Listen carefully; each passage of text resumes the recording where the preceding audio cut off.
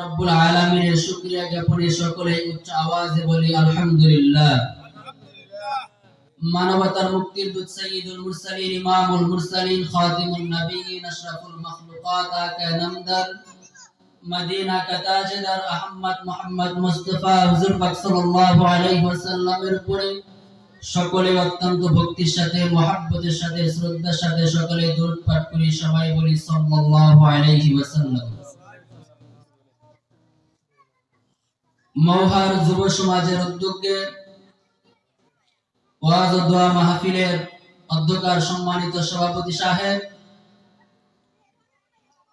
বিজ্ঞ ওলামায়ে কিরামগণ, আমার সামনে উপবিষ্ট নবীন প্রবীণ যুবক ও মুরব্বিয়ানে কিরাম, সকলকে জানাই আমার পক্ষ থেকে আন্তরিক শুভেচ্ছা ও মোবারকবাদ। মুহতারাম হাজির, এই মজলিস গুলো এত দামি একটা মজলিস। যখন কোন বান্দা বাড়ি থেকে নিয়ত করে যে আমি অমুক বরকতের মজলিসে অমুক মাহফিলে বসবো, আল্লাহ পাক রব্বুল আলামিন নিয়তের সাথে সাথে তার আমলনামায় সওয়াব লেখা শুরু করে দেন। সুবহানাল্লাহ।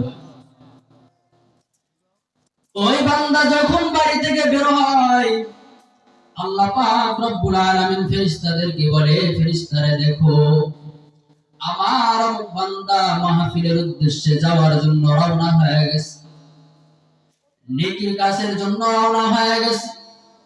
এই ফেরেশতা আমি আল্লাহ পাক রব্বুল আলামিন মানুষ বানানোর পূর্বে আমি আল্লাহ পাক রব্বুল আলামিনকে তোমরা নিষেধ করেছিলে মানুষ বানানো যাবে না। মানুষ যদি দুনিয়ার মধ্যে বানানো হয়, এই মানুষগুলো জমিনের মধ্যে ঝগড়া ফাসাদ করবে, মারামারি করবে। অতএব তোমরা বলেছিলে আল্লাহ জমিনে মানুষ বানানো যাবে না। আল্লাহ পাক রব্বুল আলামিন ফেরেশতাকে বলবে, ফেরেশতারা দেখো আজ আমার সেই বান্দারা নেকির কাজ করার জন্য বাড়ি থেকে রওনা হয়ে গেছে। আল্লাহ পাক রব্বুল আলামিন ফেরেশতাকে বলবে, ফেরেশতা এই মজলিসের মধ্যে যারা উপস্থিত আছে তুমি তাদের নাম ঠিকানাগুলো সংগ্রহ করো, তাদের নাম ঠিকানাগুলো লিখে রাখো, তার নাম তার বাবার নাম লিখে রাখো।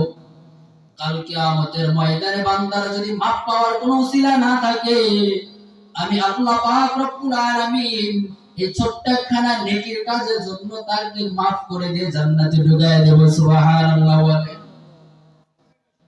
আল্লাহ পাক রব্বুল আলামিন এত দয়া করে মায়া করে আমাদেরকে বানাইলেন। আল্লাহ পাক রব্বুল আলামিন বলেন, ও বান্দা আমি আল্লাহ আসমান বানাইলাম এত সুন্দর করে, আমি আল্লাহ জমিন বানাইলাম এত সুন্দর করে, আমি আল্লাহ সুন্দর সুন্দর দেখার জিনিস বানায় দিছি, আমি আল্লাহ জমিনটারে এত সুন্দর করে সাজাইছি। আমি আল্লাহ পাক রব্বুল আলামিন এই জমিনের ভিতরে এত সুন্দর সুন্দর পাহাড় গুলো রেখে দিয়েছি। আমি আল্লাহ একবারও আসমানকে ডাক দিয়ে বলি নাই আসমান আমার, আমি আল্লাহ একবারও জমিনকে ডাক দিয়ে বলি নাই জমিন আমার, আমি আল্লাহ একবারও পাহাড় গুলোকে ডাক দিয়ে বলি নাই পাহাড় আমার, আমি আল্লাহ একবারও সুন্দরবনকে ডাক দিয়ে বলি নাই সুন্দরবন আমার। কিন্তু একটা মাত্র মাখলুক আমি আল্লাহ যাদেরকে বানায়া ঘোষণা দিয়েছি যে তোরা হলো আমার বান্দা। মুহতারাম হাজিরিন, আল্লাহ পাক রব্বুল আলামিন পৃথিবীর বুকে এত সুন্দর সুন্দর জিনিস আল্লাহ বানাইছেন, এত দামি দামি জিনিস আল্লাহ বানাইছেন। আপনারা আমরা আমাদের নিজের চোখে দেখি এত সুন্দর সুন্দর জিনিস দেখা যায়, কিন্তু আল্লাহ কোনোটাকেই বলে নাই যে এটা আমার ওটা আমার। কিন্তু মানুষ যাদের চেহারা তেমন ভালো না, দেখতে তেমন ভালো না, কিন্তু আল্লাহ পাক রব্বুল আলামিন মহব্বত করে ভালোবেসে বলেছে যে বান্দা তোরা হলো আমি আল্লাহ তাআলার বান্দা। মুহতারাম হাজির, আমাদের নবীর নাম কি সবাই জানেন তো? আওয়াজ দিয়ে বলেন নবীর নাম কি? মুহাম্মদ। এই মুহাম্মাদের উম্মত হয়ে আমরা সকলেই খুশি না বেজার? আমরা সকলেই খুশি, কারণ আল্লাহ পাক রব্বুল আলামিন এমন একজন নবীর উম্মত আমাদেরকে বানাইছেন। আল্লাহ কোরআনের মধ্যে বলেন, ওয়া মা আরসালনাকা ইল্লা রাহমাতাল লিল আলামিন। আমি আল্লাহ পাক রব্বুল আলামিন শেষ নবী মুহাম্মদকে গোটা বিশ্বের জন্য আমি আল্লাহ রহমত বানায় পাঠাইলাম। এই মুসলমান আল্লাহর গোলাম, আমাদের নবী শুধু মানুষের জন্য রহমত নয়, আমাদের নবী মানুষের জন্য রহমত, আমাদের নবী পুরুষের জন্য রহমত, আমাদের নবী মহিলার জন্য রহমত। ঠিক যেরকম ভাবে আমাদের নবী পুরুষ মহিলার জন্য রহমত, ওই রকম ভাবে আমাদের নবী বনের পশু পাখির জন্য আল্লাহ রহমত বানায় পাঠাইছে। এই নবীর উম্মত হয়ে আমরা সকলেই খুশি না বেজার? সকলেই খুশি। কেমন নবী পাইছেন? গভীর রজনীতে নবী একবার কান্না করতেছেন, আম্মা জান আয়েশা সিদ্দিকা পাশে। নবী কান্না করতে করতে নবীর চোখের পানি দ্বারা দাড়ি মোবারক ভিজে যায়, জামাগুলো এক পর্যায়ে ভিজে যায়। নবীর কান্নার আওয়াজের কারণে আশেপাশের বড় বড় সাহাবী সবাই নবীর বাড়িতে হাজির। আবু বকর রাদিয়াল্লাহু তাআলা আনহু এত বড় একজন সাহাবী, এত নরম মেজাজের মানুষ, নবীর কান্না দেখে নবীকে বলতেছেন, নবী গো, আপনি কেন কান্না করতেছেন? আমাদেরকে একটু জানায় দেন। এখন তো আমাদের কান্না করার সময় না, আমরা তো চারদিকে ইসলামের দাওয়াত ছড়াইয়া দিছি, এখন তো আমাদের কান্না করার কোনো প্রয়োজন নাই। মায়ার নবীকে কথাগুলো বলার পরে নবী আরো জার জার করে কান্না করতেছেন, চোখের পানি ধরে রাখতে পারতেছেন না। মায়ার নবীর সাথে সকল সাহাবী কান্না শুরু করে দিয়েছেন। আবু বকর নরম মেজাজের মানুষ, নবীকে ডাকতে বলেন, নবী আমাকে একবার জানায় দেন কোন কাফের আপনাকে গালি দিছে কিনা। এ নবী আমাকে একবার জানায় দেন কোন কাফের আপনার বাবা মাকে গালি দিয়েছে কিনা, যদি দিয়ে থাকে তার নামটা বলে দেন, আমি আবু বকর সাথে সাথে তার মাথাটা নিয়ে আপনার সামনে হাজির করে দিব। আবু বকর রাগান্বিত মানুষ, রাগ বেশি। হযরত ওমর ফারুক রাদিয়াল্লাহু তাআলা আনহুর রাগ হয়ে গেছে তখন। ওমর ফারুক রাদিয়াল্লাহু তাআলা আনহু এমনি রাগ বেশি, আরো রাগান্বিত হয়ে গেছে। তরবারি বের করছেন, নবীকে বলতেছেন, নবী গো, আপনি কেন কান্না করতেছেন আমাদেরকে জানান। যদি কোনো কাফেরের সাথে ঝামেলা হয়ে থাকে আমাদেরকে বলেন, আমরা তাকে আপনার সামনে উপস্থিত করে আপনার সামনে তাকে হত্যা করে ফেলবো। সকল সাহাবী পাগলের মতো হয়ে গেছে, নবী কেন কান্না করতেছেন, নবী কেন কান্না করতেছেন। সকল সাহাবী পাগলের মতো হয়ে গেছে, এরপরেও আমার নবী কান্না থামাই দিছে না। ধীরে ধীরে সকল সাহাবী সেখানে উপস্থিত হয়ে গেছে। এক পর্যায়ে আল্লাহ পাক রব্বুল আলামিন জিবরাইলকে বলে, জিবরাইল যাও, দেখো আমার নবী, আমার হাবিব, আমার বন্ধু কেন কান্না করতেছে, একটু শুনে আসো। আপনারা বুদ্ধিমান মানুষ, যদি বুঝে থাকেন বলেন, অন্তরের খবর কি আল্লাহ জানেন কি জানেন না? তাহলে আমার নবী যে কান্না করতেছেন বিষয়টা আল্লাহ জানেন কি জানেন না? যদি বিষয়টা আল্লাহ জানেন তাহলে আবার জিবরাইলকে পাঠাইলেন কেন শোনার জন্য? মুহতারাম হাজিরিন, পৃথিবীর নিয়ম হিসাবে আপনারা দেখবেন, কেউ যদি কাউকে ভালোবাসে, এগুলো যুবকরা ভালো বুঝবে, যে যাকে ভালোবাসে তার আলোচনা তার সামনে যত বড় হয় তার তত ভালো লাগে। প্রেমিকার আলোচনা প্রেমিকের সামনে যত করা হয় তত কি লাগে ভাই? ভালো লাগে, শুনতে মনে চায়, প্রেমিকার কথা শুনতে মনে চায়, বারবার শুধু প্রেমিকার কথাই শুনতে মনে চায়। ওইরকম ভাবে আল্লাহ পাক রব্বুল আলামিন আমার নবীকে ভালোবাসেন। সুবহানাল্লাহ। দেখেন,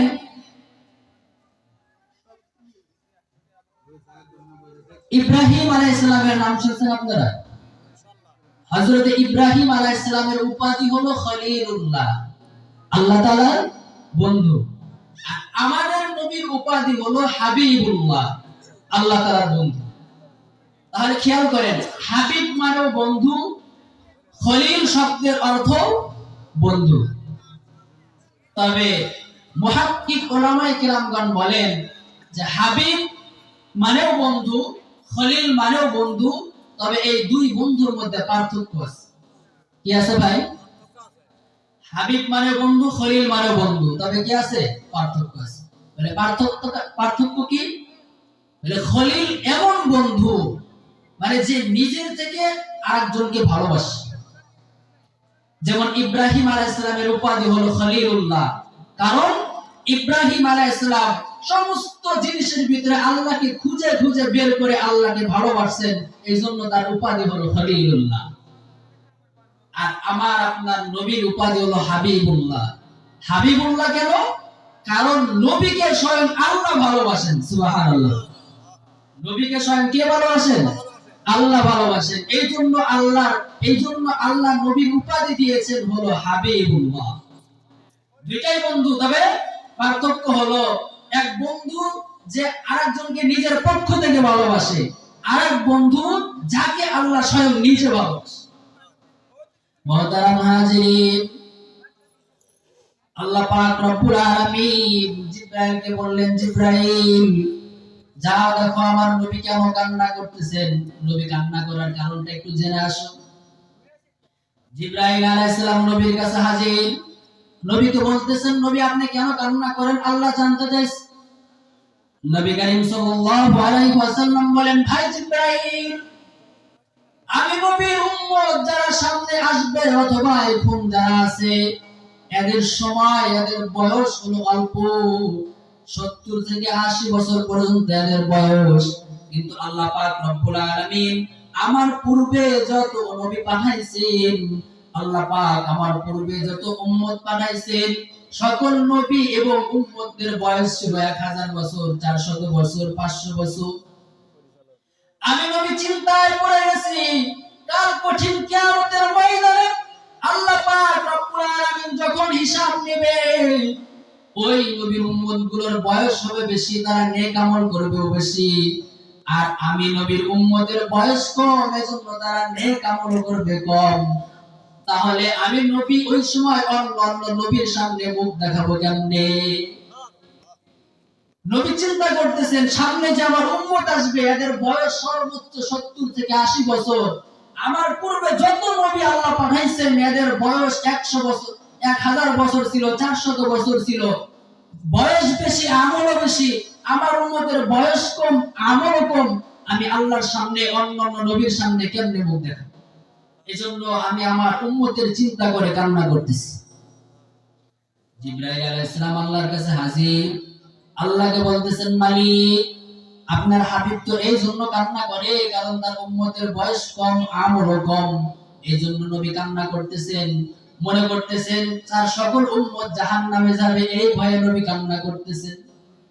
আল্লাহ পাক রব্বুল আলামিন জিবরাইলকে বললেন, এ জিবরাইল, আমার হাবিবকে আপনি মেসেজ পাঠায়া দেন, আপনার নবীর, আপনার উম্মতের বয়স যদিও কম, আপনার উম্মতের বয়স যদিও কম, কিন্তু আমি আল্লাহ পাক এমন কিছু দিন তাদেরকে দান করব, আমি আল্লাহ এমন কিছু মাস তাদেরকে দান করব, আমি আল্লাহ এমন কিছু মুহূর্ত তাদেরকে দান করব, এমন কিছু সময় আমি আল্লাহ তাদেরকে দান করব, যে দিনগুলোতে, যে মাসগুলোতে, যে সময়গুলোতে আপনার উম্মত যদি আমল করে, আমি আল্লাহ তাআলা পূর্ববর্তী 1000 বছর জীবিত থেকে যে আমল করেছে তার চাইতে ডবল সওয়াব আপনার উম্মতের আমলনামায় জমা করে দেব।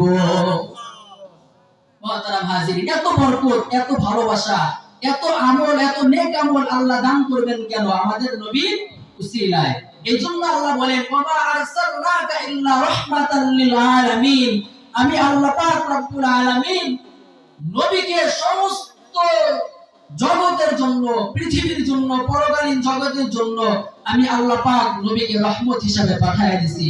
এইজন্য নবীর উপরে দরুদ আমাদের সব সময় পড়তে হয়। হাদিসের মধ্যে বলা হয়েছে, যে ব্যক্তি, যে বান্দা নবীর উপরে একবার দরুদ পাঠ করবে, আল্লাহ পাক রব্বুল আলামিন তার জীবনের থেকে 10টা গুনাহ maaf করে দিবেন। আল্লাহ তার আমলনামায় 10টা নেক জমা করে দিবেন। সুবহানাল্লাহ। এই জন্য ভাই আমরা যারা কাজ করি, কৃষি কাজ করি বা যেখানে কাজ করি না কেন, আমাদের জবানে, আমাদের মুখে যেন সব সময় নবীর উপরে দরুদ জারি থাকে। পারবেন না সবাই ভাই? পারবেন তো? যাতে করে কিয়ামতের ময়দানে নবী আপনার জন্য সুপারিশ করতে পারে, আল্লাহকে বলতে পারে যে মালিক, এই বান্দা আমার উপরে দরুদ পড়েছে, আমাকে স্মরণ করেছে, এই উসিলায় আপনি তাকে maaf করে দেন। সবাই রাজি আছেন ইনশাআল্লাহ? এজন্য নবীর উপরে বেশি বেশি দরুদ পাঠ করব, নবীর কথা স্মরণ করব, তাহলে হতে পারে কিয়ামতের ময়দানে আমরা নবীর